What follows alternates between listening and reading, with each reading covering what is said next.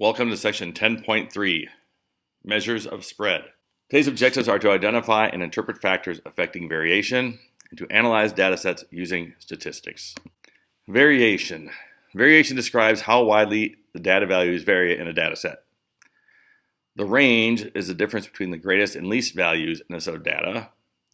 And this is different from the range of a function when we graph something on the XY plane. So make sure you keep that in mind. So when we talk about statistics, the range is the difference between the greatest and least values. Then we have what we call quartiles. Quartiles are the common measure of position that divide a data set arranged in ascending order into 4 even groups. Basically, the first quartile is the first 25% of the data, and Q2, the second quartile, is the next 25%, Q3 is your next 25%. Then we have what we call an interquartile range, and this is the difference between the upper and lower quartiles. Finally, we have what we call the 5-number summary, and the 5-number summary consists of the minimum value, the maximum value, and the 3 quartile values that divide the set into the 4 even groups.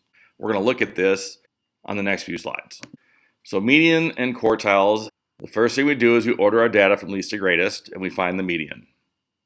The median is actually also the Q2, the second quartile number. All right, so once we find that, then we take the first half of the data and find the median of it, and that is Q1, the first quartile. And that divides that first half of the data into 25% and 25%. Then we do the same thing to find the third quartile, the Q3. We take the upper set of data and find the median of the upper set of data, and which will divide that upper set into halves and get 25% and 25%. And you'll see also you have the minimum on the far left, the maximum on the far right. So the minimum, the Q1, the Q2, the Q3, and the maximum contain your 5-number summary. So once you have your data arranged, that's what you'll give as your 5-number summary, those 5 numbers. Then we have another thing we're going to talk about today, which is the interquartile range. And this is where you take the Q3 and minus Q1, and we're going to use that later on to find what we call outliers. We'll get more into that as we go along. So the number of boxes of donuts Brian sold each day for the first 11 days was 22, 16. It gives you the numbers. And then it says to find the minimum, the lower quartile, the median, the upper quartile, and the maximum of the data set. Then interpret the 5-number summary. I've already done this on the slide. I ordered the data. The next thing I do is I look for the median. And in this data set, there are 11 values that we enter. So when we go halfway from both sides to find the median on our Q2, we find the Q2 is at 21. Then we look at that first half of the data, and that data, we do not include the median from that first half of data. So we have 5 numbers in the first set of data, and halfway is going into from both sides, 17's in the middle. So our Q1, which gives us our first 25% of the data, is 17. We do the same thing for the upper set.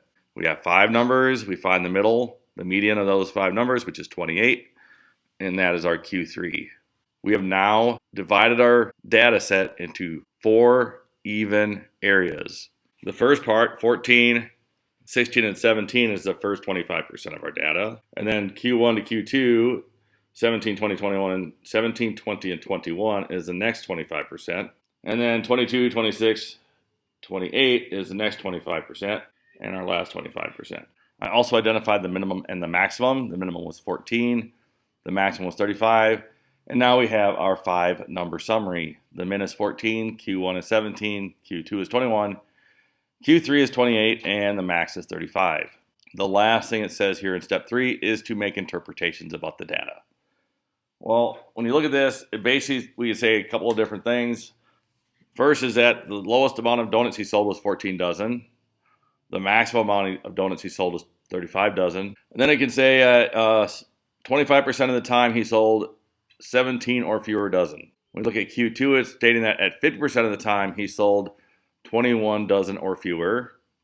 And then when we look at Q3, it tells us that 75% of the time he sold 28 dozen or fewer. So this is what we talk about interpreting the data. We can sort of look at the numbers and it gives us an idea of how often things happened. Make sure you guys write good interpretations of the data.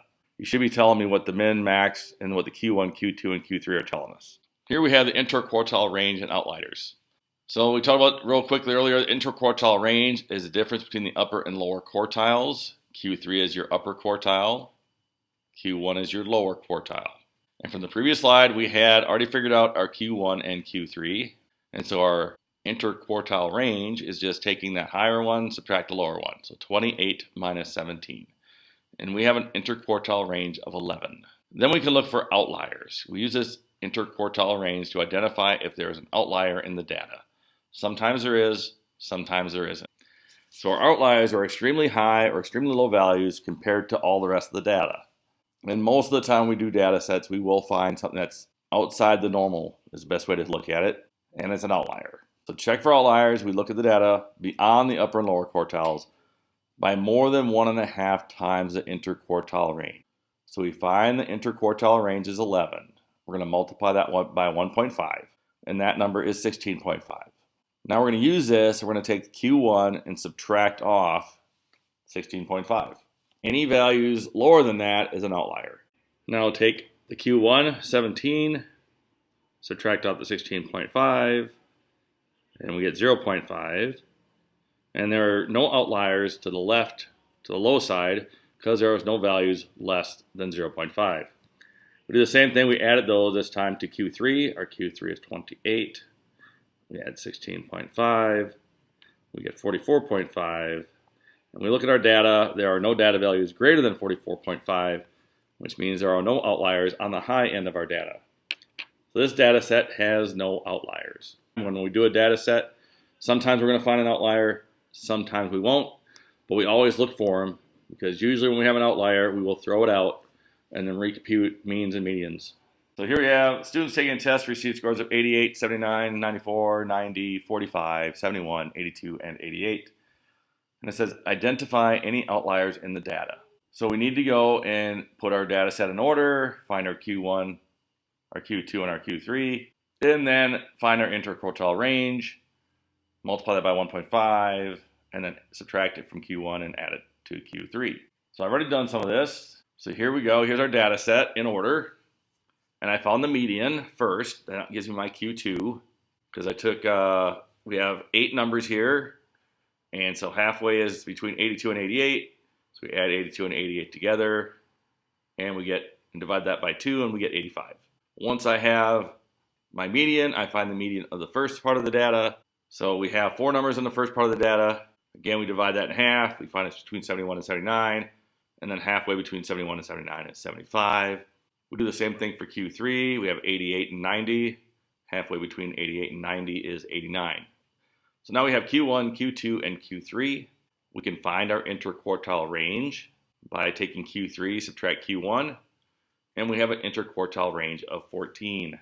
We're now going to take 14 and multiply by 1.5. When we do that, we find the number 21. We're going to take that number and subtract it from Q1. So 75 minus 21, which is 54. Any numbers less than 54 is an outlier. So we have an outlier in this data set. 45 is an outlier. We're going to do the same thing for the higher part of the data. We're going to take Q3, add 21 to it, and see if there's any outliers on the high side. And we get 110, and there are no outliers on the top side of the data. So we have identified an outlier. What happens most of the time is we arrange our data set in order, we do this, we find an outlier, and if we have an outlier, we throw it out, and then we compute the mean and the median without the outlier included in the data set. We do this most of the time when we're talking about statistical data. We get rid of outliers and then recompute our means and medians. All right, continuing from the last slide, says define the mean and median of the data set with and without the outlier, and then describe what happens. So if you recall on the last slide, we had our median was 85. We did have an outlier of 45, but we're going to find the mean with it, and then we're going to find it without it. So first, we had our median was 85. When our outlier is in there, we add everything together, divide by 8. Our mean is 79.6. Now we're going to take away the outlier. We're going to redo our mean, redo our median, and see what happens. When we take away the 45 and wipe it out, we now have a median of 88, okay? Because watch what happens when we take care of this data set. Now we go in halfway in from both sides is 88. our mean, we're going to add the 7 numbers that are remaining together and divide by 7. We get 84.6. So what does this tell us? When you look at this, when we remove the outlier, both the median and the mean increase. The median went from 85 to 88. The mean went from 79.6 to 74 or 84.6. The median went up by 3. The mean went up by 5. The mean was more affected by this. The average was more affected by removing that one outlier. For right now, that's all we're going to say. When you remove it, and what did happen to our mean and our median? In this case, they both increased, but the mean increased more. That is all for section 10.3. Today we talked about the 5-number summary, finding the first, second, and third quartiles, mins and maxes, and then looking for outliers and how to discover an outlier. And then we also did, at the end, we found the mean and median with the outlier in the data set, and then again without it, to see how it affected the mean and the median by removing that outlier. Thank you for watching, and have a nice day.